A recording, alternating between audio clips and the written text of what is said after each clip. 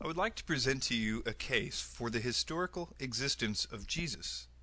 Lately, there have been many people who have been claiming that there is no evidence to verify his actual existence. It has become so widely claimed by recent speakers that most of us take for granted what we have been told, although it is rare to find anyone who has actually looked for themselves to verify this claim. First, you should know that this view is a new one. All throughout history, skeptics used to claim that Jesus didn't rise from the dead, or that his miracles were only parlor tricks, or that the disciples stole his body from the tomb, but they never claimed he didn't exist. Claiming that he never existed only became possible recently due to the long period of time that has passed since the first century. In the same way, right now it would be ludicrous to say that your great-grandfather never existed. But 1900 years later, it would be easy to convince someone of it.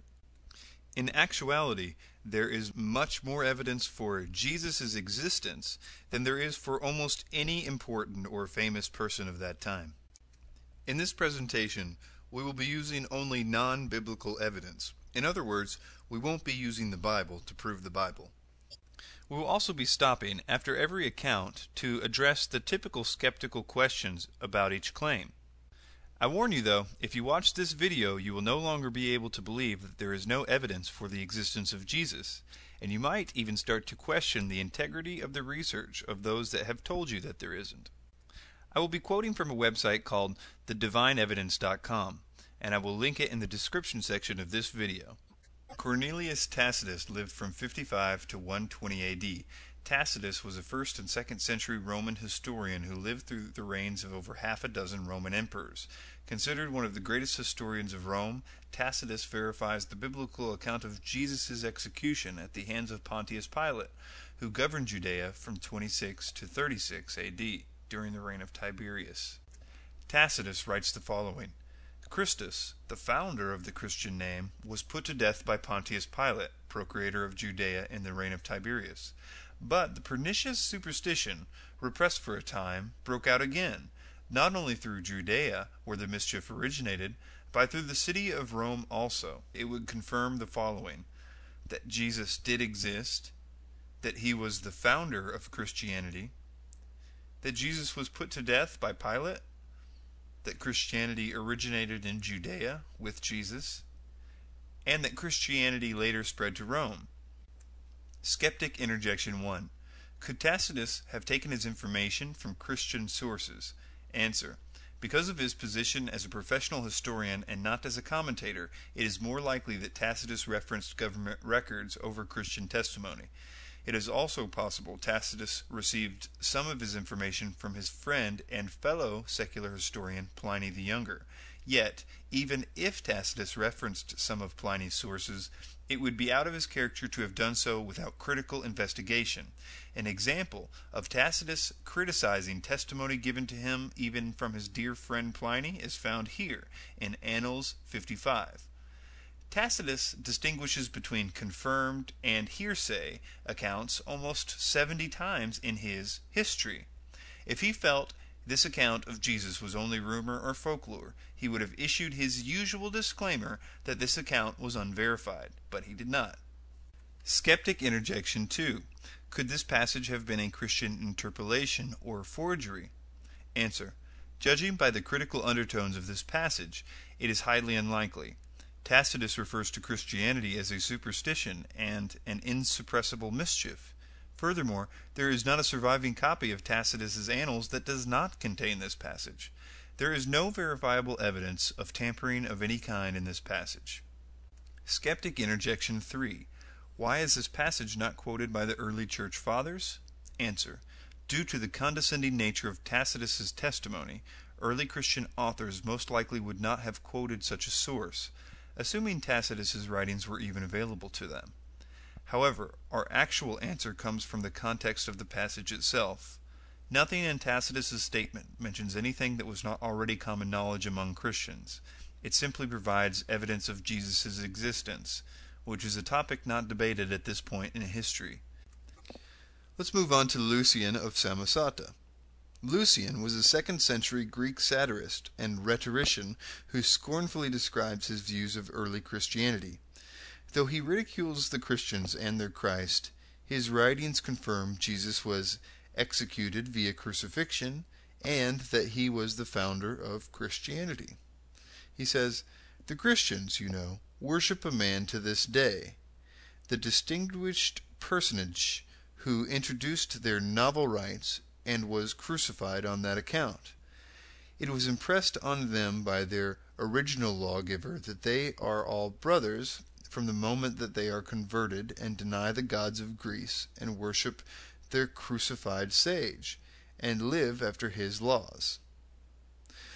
What this passage reveals and how it confirms the biblical account. 1. That Jesus did exist. 2. That Jesus was the founder of Christianity. 3. Jesus was worshipped by his followers. And 4. That Jesus suffered death by crucifixion. Skeptic Interjection 1. Can we consider Lucian's testimony reliable, due to the source being a literary work? Answer. Lucian's comments revolved around historical events. In Lucian's work, The Way to Write History, he openly criticizes his contemporaries, who distort history to flatter their masters or those who fill in historical gaps with their personal conjecture. He writes, "The historian's one task is to tell the thing as it happened. He may nurse some private dislikes, but he will attach far more importance to the public good and set the truth high above his hate. For history, I say again, has this and only this for its own. If a man will start upon it, he must sacrifice to no god but truth. He must neglect all else." Skeptic Interjection 2. Is it possible Lucian received his knowledge from Christian sources, or that this passage is an interpolation or forgery? Answer. Seeing how adamant Lucian was in regards to historical accuracy and critical investigation, our answer is an emphatic no. As to the passage being a Christian forgery, chances are that the reference to Jesus would be far more favorable if this were so. Lucian refers to Jesus only as a man, a lawgiver, and a sage. Human, not divine descriptions. He never once refers to Jesus as a god. Furthermore, there isn't anything in the above statement that reveals what wasn't already known. It merely asserts that Jesus lived, preached, and died. Remember, at this time, Christians were trying to prove Jesus' divinity, not his existence. Next, we're going to look at Flavius Josephus. And before we get started on the details of Josephus, I'd like to make a personal comment. And that is that I've heard for a very long time that this Josephus quote was an obvious forgery. But if you look into it, you'll find that there are really only two different versions of this particular account of Josephus's talking about Jesus. He actually talks about Jesus in another account that's not disputed, but this particular one is. And what you'll find is that there's really two versions, and they don't really differ in anything important. At least when we're arguing Jesus' existence, because they both admit that he existed, that he was crucified by Pontius Pilate, that he had many followers, both Jews and Gentiles, and that he performed what Josephus calls wonderful works. I think one reason that this particular passage of Josephus has been singled out for accusations and even misinformation is that it's a very good account from a very prominent historian who lived at that time and would have probably interviewed the apostles themselves. All of that being said, there is a lot to debate and to talk about this particular passage and the other passage that Josephus mentions Jesus in. So let's look into it. This is what was written. Now, there was about this time Jesus, a wise man, if it be lawful to call him a man, for he was a doer of wonderful works, a teacher of such men as received the truth with pleasure. He drew over to him many of the Jews and many of the Gentiles. He was the Christ, and when Pilate, at the suggestion of the principal men among us, had condemned him to the cross, those that loved him at first did not forsake him, for he appeared to them alive again the third day, as the divine prophets had foretold these and 10,000 other wonderful things concerning him. And the tribes of Christians so named for him are not extinct at this day. This is what the other version reads. Now, there was about this time Jesus, a wise man, for he was a doer of wonderful works, a teacher of such men as received the truth with pleasure. He drew over to him both many of the Jews and many of the Gentiles. And when Pilate, at the suggestion of the principal men among us, had condemned him to the cross, those that loved him at first did not forsake him, and the tribes of Christians so named from him are not extinct to this day. Skeptic Interjection 1. This passage contains proclamations an Orthodox Jew would not make, such as Jesus being the Christ. Answer.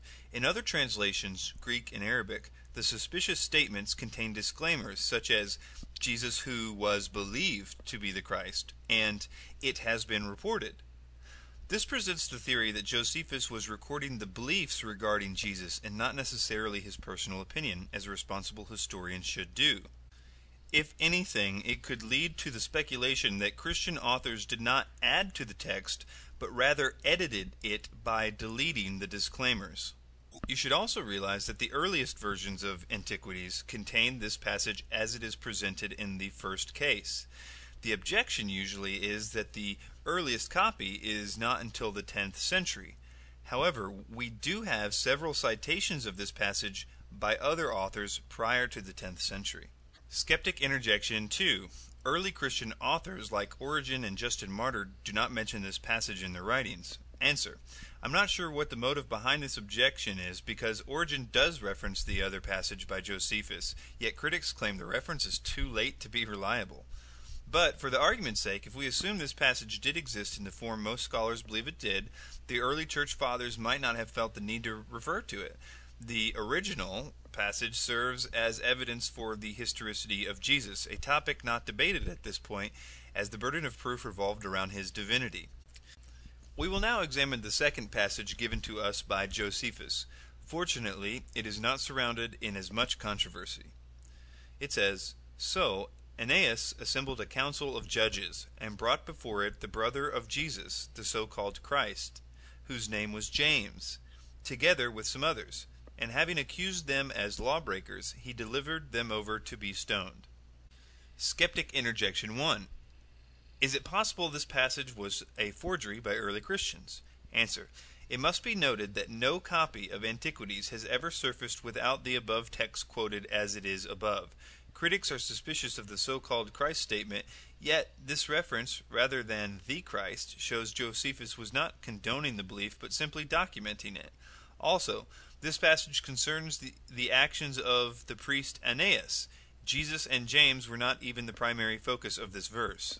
Lastly, this passage is cited in other early works which attest to its authenticity. Even if we dismiss the disputed works in Josephus's testimonium, we still see he testifies to a number of things in the above two passages. 1. That Jesus lived in the first century. He performed miracles. Some believed Jesus to be the Christ. He was a teacher. He had many followers. He was tried by Pilate. He was crucified. He was the founder of Christianity. And James was the brother of Jesus. Next is Pliny the Younger. Pliny the Younger admits to torturing and executing Christians who refused to deny Christ. Those who denied the charges were spared and ordered to exalt the Roman gods and curse the name of Christ. Pliny addresses his concerns to Emperor Trajan that too many Christians were being killed for their refusal to deny their faith. He says, I asked them directly if they were Christians. Those who persisted, I ordered away. Those who denied that they were or ever had been Christians worshipped both your image and the image of the gods and cursed Christ. They used to gather on a stated day before the dawn and sing to Christ as if he were a god. All the more I believed it necessary to find out what was the truth from 2 servant maids, which were called deaconesses, by means of torture. Nothing more did I find than a disgusting fanatical superstition. Therefore I stopped the examination and hastened to consult you, on account of the number of people endangered, for many of all ages, all classes, and both sexes already are brought into danger. In Pliny's letter to Emperor Trajan. Though Pliny states some of the accused denied the charges, a recurring theme in the correspondences between Pliny and Trajan is the willingness of the true believer to die for Christ. This would hardly be reasonable if they knew he never existed. Skeptic Interjection 1. How does dying for one's belief verify the actual existence of Jesus? The sincerity of a belief does not necessarily make the belief true. How does this passage specifically confirm a historical Jesus and not just the existence of Christians in Rome? Answer. Pliny states Christians worshipped Christ as if he were a god. This indicates one who would not normally be considered a god, such as a human who was exalted to divine status. Also, the early Christians would have been in a position to know if Jesus was a historical figure or not. Though critics can claim these martyrs took Jesus' existence solely on faith, common sense tells us that there would have been a lot more evidence of a historical Jesus at this time than what has been preserved until today. According to early historians, Jesus' great-nephew and other relatives were still alive, as well as the associates of the original apostles. Such individuals could easily verify his existence. Also, documents which have been lost to us were still in existence, such as Jesus' trial records and the census records of his birth, and were even referenced by early authors who wrote about Jesus. These individuals had every reason to be certain of Jesus' existence and were willing to die because of it. Skeptic interjection 2. Pliny also states some recanted their testimony. Perhaps they did so because they knew Jesus was a myth. Answer. There are several rational explanations as to why some would recant their Christian beliefs. Pliny readily admits to torturing some of the accused. Are admissions or denials really credible under torture? Also, the accused knew if they did not recant, they would be put to death. Fallible human rationalization, confess and go home, and work out the hard feelings with Jesus later, or suffer crucifixion. Also, some of the accused could have been lackadaisical Christians who half-heartedly accepted Christianity because of a spouse, parent, or friend, and would have had no problem reverting back to paganism upon facing persecution. There were half-hearted Christians 2,000 years ago, just like there are half-hearted Christians today. Just because there were some who may have recanted out of fear or poor judgment doesn't dismiss the deaths of the other individuals who were certain of Jesus' existence and died because they refused to curse him. Next is Celsus.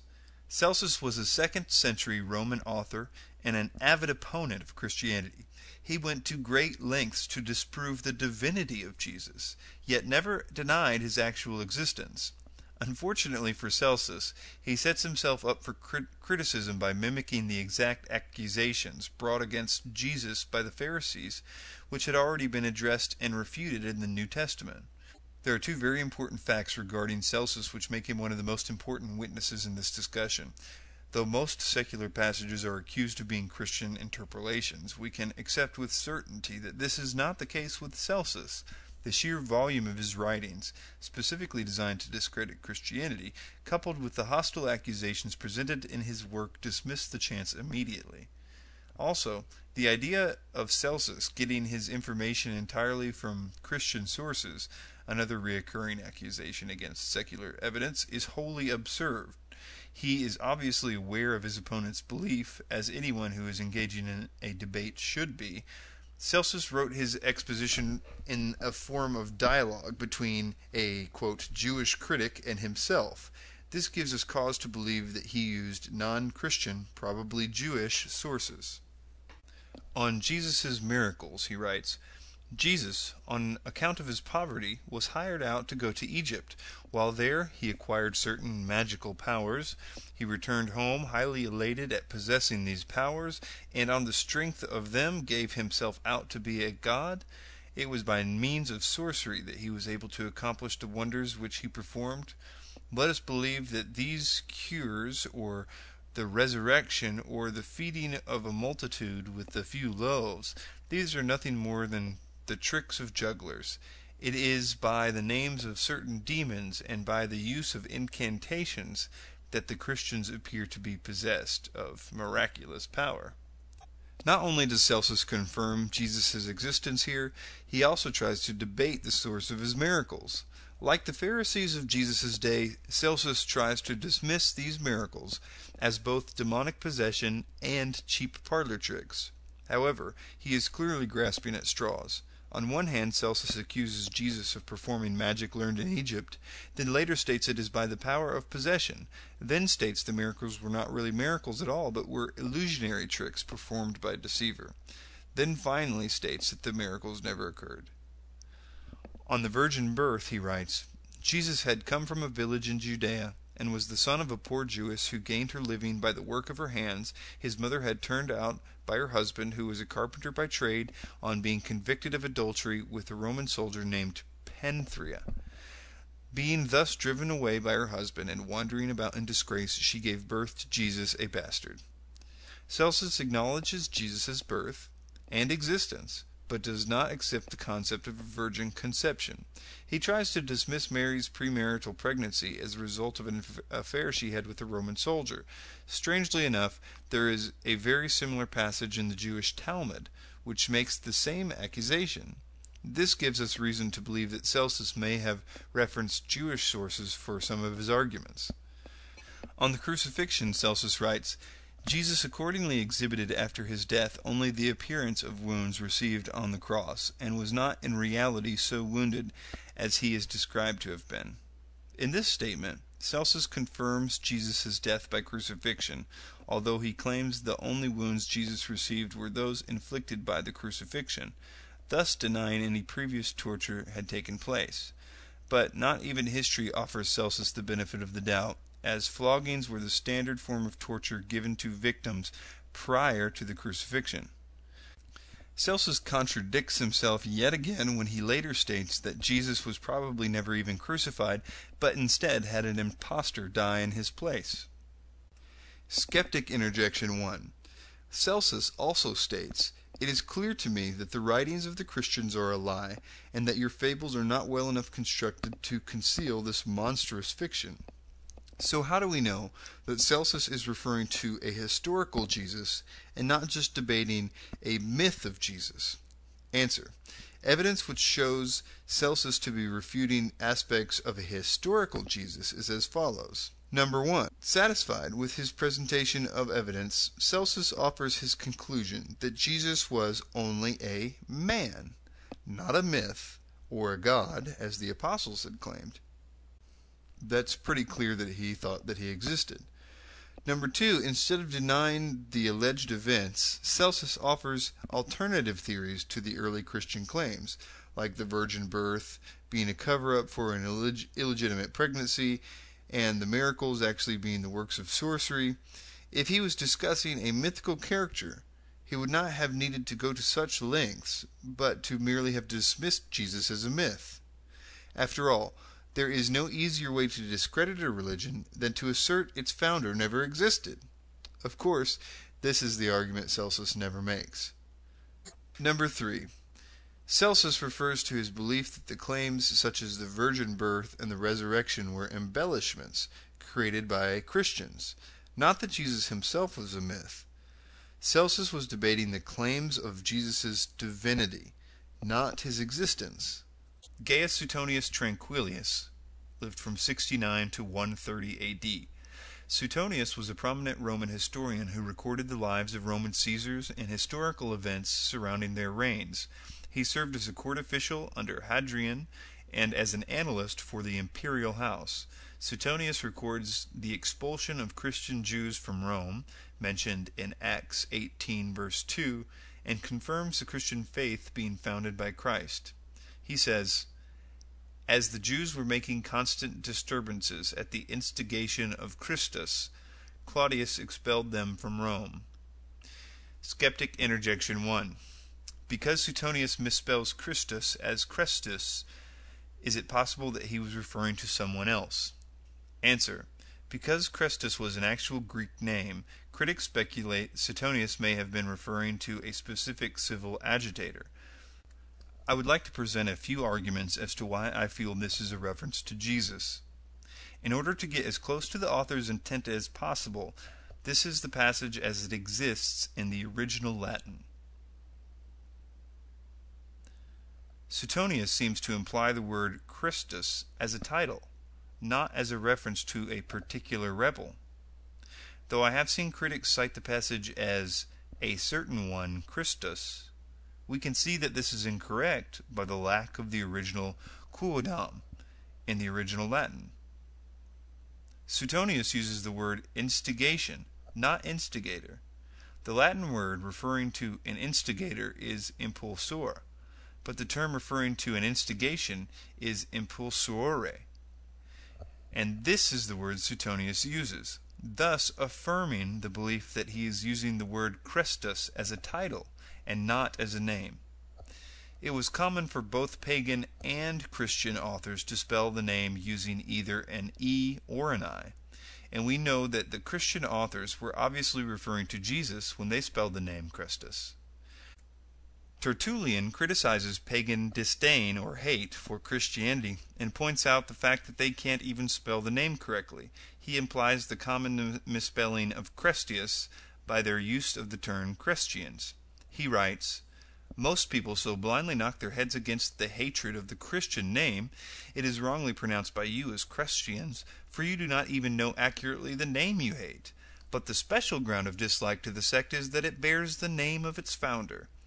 Apology, chapter 3. Next is Thallus, unknown to 52 AD. Although his works exist only in fragments, Julius Africanus debates Thallus' explanation of the midday darkness which occurred during the Passover of Jesus' crucifixion. Thallus tries to dismiss the darkness as a natural occurrence, a solar eclipse.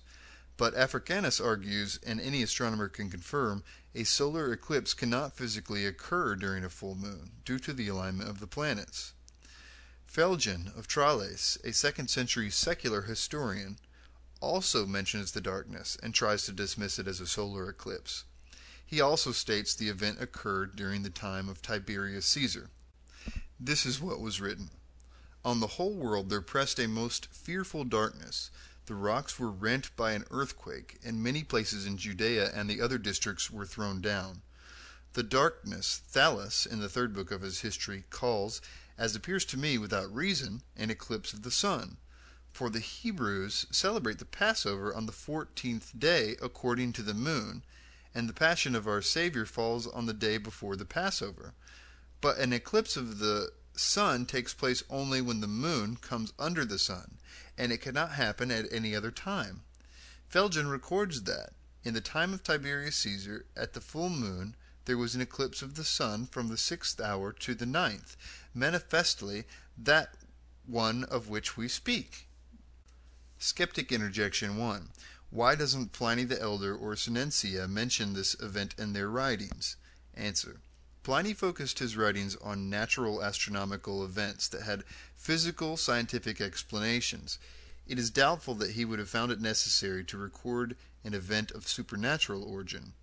I can also find no mention of him being in Judea at the time, so it is doubtful he would have mentioned it if he did not witness the events firsthand. Seneca focused his writings on dramas, dialogues, and tragedy, and like Pliny, it is doubtful he was in Judea during this event.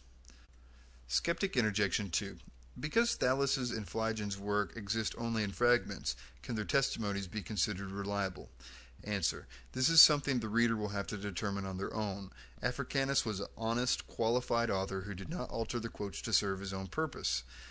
This is very likely considering what we know about Africanus. Africanus's methods were highly respected by his peers. He was often quoted by other authors. He had even chastised his friend and fellow Christian Origen for citing information from a spurious, unreliable source. It also must be noted that Thallus never said this eclipse did not happen, but instead was trying to actually come up with a scientific explanation to the eclipse instead of assigning it to divine origins. Next is Mara bar Superion. Mara bar Superion of Syria penned this letter from prison to his son.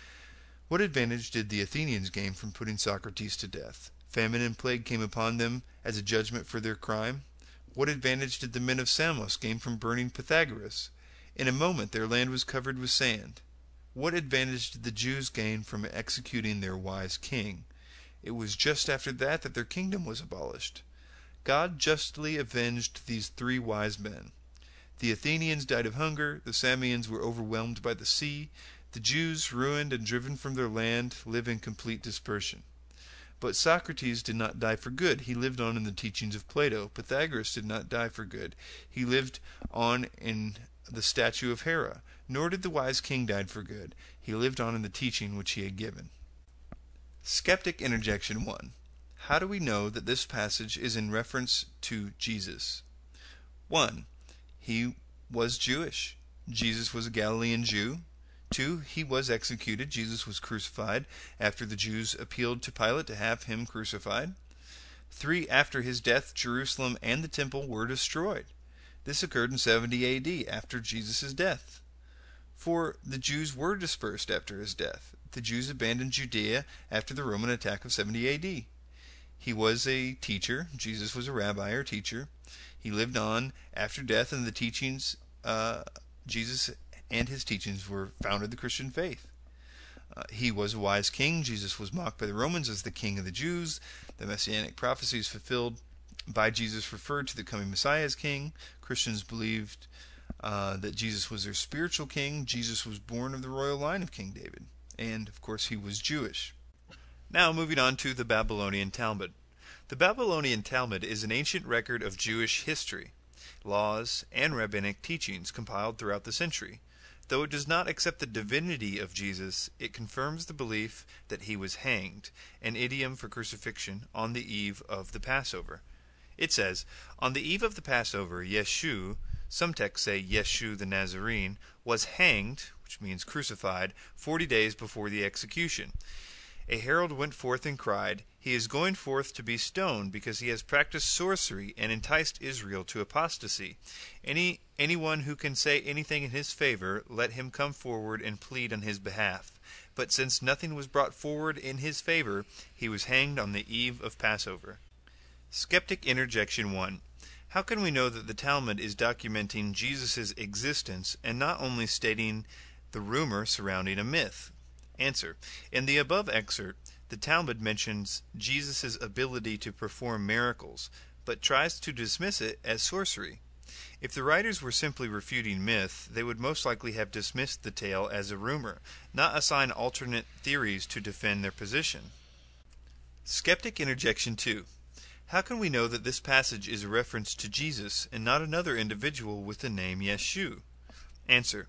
Though it is possible this passage could refer to another individual, we know Jesus was killed during the Passover. We know he was crucified, a Jewish idiom for hanged. We know he was accused of practicing sorcery by the Pharisees for his miracles. And he was ultimately arrested for the sin of blasphemy, enticing Israel to apostasy.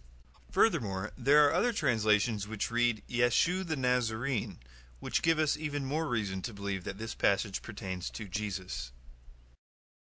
There are many more accounts that refer to Jesus and his existence from the 1st and 2nd century. And this, of course, does not include the many books and letters contained in the New Testament, where even the critics agree it was penned by at least 5 different authors. So we're talking about different letters from different times, claiming to be, in some cases, eyewitness accounts of the historical happenings of the events of this man's life. Some common questions are, why is there no physical evidence or personal writings to verify Jesus' historicity? The Bible has been accused on several occasions of committing historical errors, but has later been proven accurate through archaeological finds. For instance, the Old Testament mentions a tribe of people known as the Hittites. Skeptics pointed out that there was no such civilization in history, yet in the 19th century, records of the Hittites were discovered within Assyrian ruins. Today, we know a lot about the Hittites, such as their language, craftsmanship, geography, and empire chronology. The New Testament mentions the Pool of Bathsheba as a place where Jesus healed a paralytic. No such location was known to exist until it was discovered in Jerusalem as a place where the sick would gather to seek healing. Just because an artifact has not yet been recovered does not mean none exists. In regards to personal writings, Socrates, for example, exists only in the writings of his students. There is not a single document still in existence that contains his original works. If we apply the same logic with Socrates, skeptics use to determine Jesus' historicity, we must assume Socrates was a figment of the imagination of his students. But if we are to accept Socrates as a historical figure based on 4 secondary accounts, we must also accept Jesus as a historical figure whose life was documented by his disciples, historians, and those who rejected his divine claims. In conclusion, a lot of evidence has been presented during this discussion to confirm Jesus Christ as a historical figure. We have viewed accounts taken from numerous authors of different theological backgrounds, and we have answered some common skeptic questions concerning Jesus' historicity. I purposely avoided using biblical evidence to support the existence of Jesus because that would be using the Bible to prove the Bible. Instead, we focused this study on extra-biblical sources. However, early Christian historians and witnesses were unanimous in their accounts that several New Testament books were written by eyewitnesses of both Jesus and the apostolic ministries. If these authors were indeed eyewitnesses, we can believe that they also provide evidence to the historicity of Jesus. Some readers may be satisfied with such evidence, some may not. Whatever the case, I encourage you to examine all the facts for yourself before reaching your conclusion. Thank you.